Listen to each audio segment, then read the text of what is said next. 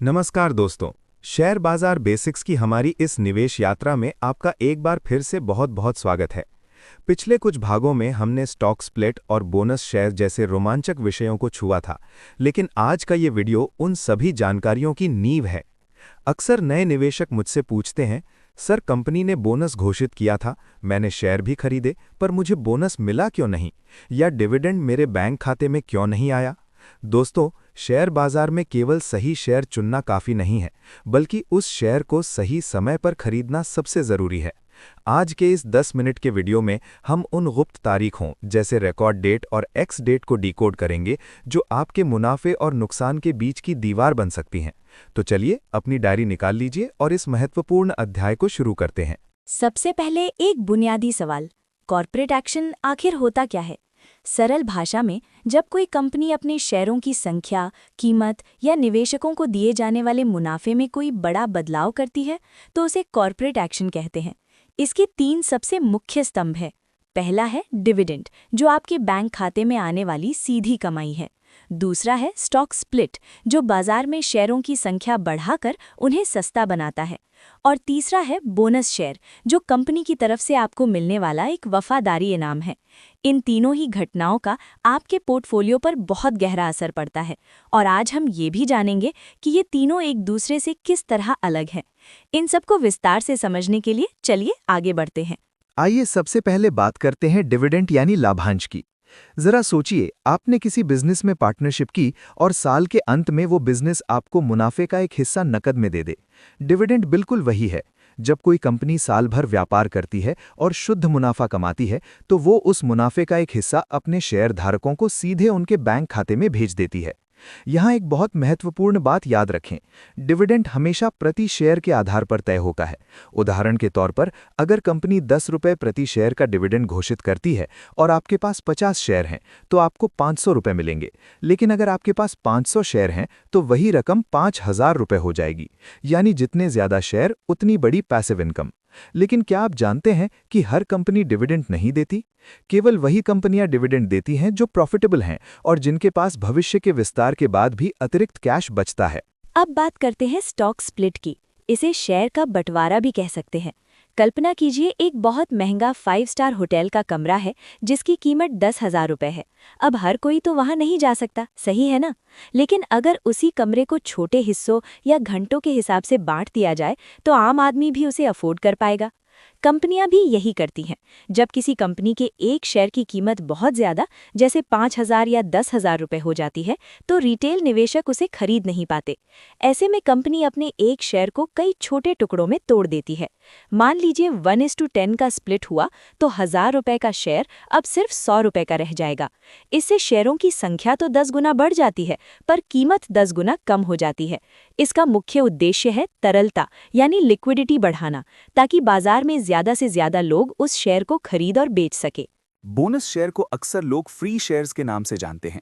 ये तब होता है जब कंपनी के पास पिछले कई सालों का बहुत सारा जमा मुनाफा या रिजर्व इकट्ठा हो जाता है। कंपनी इस पैसे को अपने पास रखने के बजाय इसे शेयर कैपिटल में बदलने का फैसला करती है और बदले में नए शेयर जारी करके अपने मौजूदा निवेशकों को मुफ्त में दे देती है। इसे एक रिवॉर्ड की तरह देखें। अगर कंपनी 1:1 का बोनस देती है, तो आपके पास मौजूद हर एक शेयर के बदले आपको एक नया शेयर मुफ्त मिलेगा। यहाँ ध्यान देने वाली बात यह है कि बोनस से भी मार्केट में शेयरों की संख्या बढ़ती है और उनकी कीमत उसी अनुपात में नीचे आती है। लेकिन निवेशक बोनस को लेकर इसलिए उत्साहित रहते हैं क्योंकि ये संकेत देता है कि कंपनी का भविष्य उज्जवल है और उसका मैनेजमेंट बहुत मजबूत है। यहाँ आकर बहुत से निवेशक उलझ जाते हैं। सर, स्प्लिट और बोनस में अंतर क्या है? दोनों में शेयर बढ़ रहे हैं और भाव कम हो रहा है। दोस्तों, इसका जवाब छिपा है एक तकनीकी शब्द में, जिसे कहते हैं फेस वैल्यू। बहुत ध्यान से सुनिए। स्टॉक स्प्लिट में शेयर की ओरिजिनल फेस वैल्यू टूट जाती है। अगर 10 रुपये की फेस वैल्यू वाला शेयर 1:2 में स्प्लिट होता है, तो नई फेस वैल्यू 5 रुपये हो जाएगी। लेकिन बोनस शेयर में फेस वैल्यू बिल्कुल नहीं बदलती। अगर फेस वैल्यू पहले 10 रुपये थी, तो बोनस के बाद भी वो 10 रुपये ही रहेगी। ये भविष्य में मिलने वाले डिविडेंड के लिए बहुत मायने रखता है, क्योंकि डिविडेंड हमेशा फेस वैल्यू पर कैलकुलेट होता है। तो लॉन्ग टर्म इन्वेस्टर्स के लिए बोनस शेयर स्प्लिट के मुकाबले ज्यादा फायदेमंद साबित हो सकते हैं। अब हम वीडियो के सबसे क्रिटिकल यानी महत्वपूर्ण हिस्से पर आ गए हैं। अक्सर लोग उत्साह में आकर शेयर तो खरीद लेते हैं, लेकिन फिर उन्हें पता चलता है कि वे बोनस या डिविडेंड के लिए एलिजिबल यानी पात्र ही नहीं थे। ऐसा इसलिए होता है क्योंकि शेयर बाजार किसी ई-कॉमर्स वेबसाइट की तरह नहीं है, जहां आपने आज ऑर्डर किया और चीज़ आपकी हो गई। यहां कुछ कड़े नियम और ख़ास तारीखें हैं, जैसे अनाउंसमेंट डेट, रिकॉर्ड डेट और एक्स डेट। अगर आप इन तारीखों के बीच का अंतर नहीं समझते, तो आप अपना कीमती पैसा और मुनाफा खो सकते हैं। चलिए अगली स्लाइड्स में इन तारीखों के रहस्य को सुलझाते हैं। पहली तारीख है घोषणा तिथि यानी अनाउंसमेंट डेट। ये वो दिन है जब कंपनी के बोर्ड ऑफ डायरेक्टर्स एक बंद कमरे में मीटिंग करते हैं और ये बड़ा फैसला लेते हैं कि वे अपने शेयर धारकों को डिविडेंड, बोनस या स्प्लिट का तोहफा देंगे। जैसे ही मीटिंग खत्म होती है, कंपनी स्टॉक एक्सचेंज को इसकी जानकारी देती है और न्यूज़ चैनल्स पर हेडलाइंस आने लगती हैं। लेकिन एक बात नोट कर लें, ये सिर्फ एक ऐलान है। इस दिन आपके खाते में ना तो नए शेयर आते हैं और ना ही कोई पैसा। इसी घोषणा के साथ कंपनी भविष्य की दो सबसे महत्वपूर्ण तारीखें भी बताती है, रिकॉर्ड डेट और एक्स डेट। इसलिए जब भी आप न्यूज़ सुने तो केवल बोनस की मात्रा न देखें, बल्कि उसकी रिकॉर्ड डेट को भी डायरी में नोट करें। तारीखों को गहराई से समझने के लिए हमें भारतीय बाजार के T+2 सेटलमेंट नियम को समझना होगा। बहुत से लोग सोचते हैं कि जैसे ही उन्होंने मोबाइल ऐप पर बाय दबाया, शेयर उनके हो गए। असल में ऐसा नहीं है। जब आप आज यानी डे टी शेयर खरीदते हैं, तो उसे एक्सचेंज से क्लियर होकर आपके डिजिटल लॉकर यानी डीमैट खाते तक पहुंचने में 2 वर्किंग दिन का समय लगता है। यानी अगर आपने सोमवार को शेयर खरीदा, तो वो बुधवार की शाम तक आपके नाम पर दर्ज होगा। ये 2 दिन की देरी ही वो कारण है जिसकी वजह से लोग बोनस या डिविडेंड मिस कर देते हैं। आइए देखते हैं ये नियम रिकॉर्ड डेट पर कैसे लागू होता है। रिकॉर्ड डेट वो दिन है जब कंपनी अपनी अटेंडेंस शीट चेक करती है। सरल शब्दों में, कंपनी उस दिन शाम को अपना शेयर होल्डर रजिस्टर खोलती है और ये देखती है कि आधिकारिक तौर पर किसके किसके डीमैट अकाउंट में शेयर मौजूद हैं।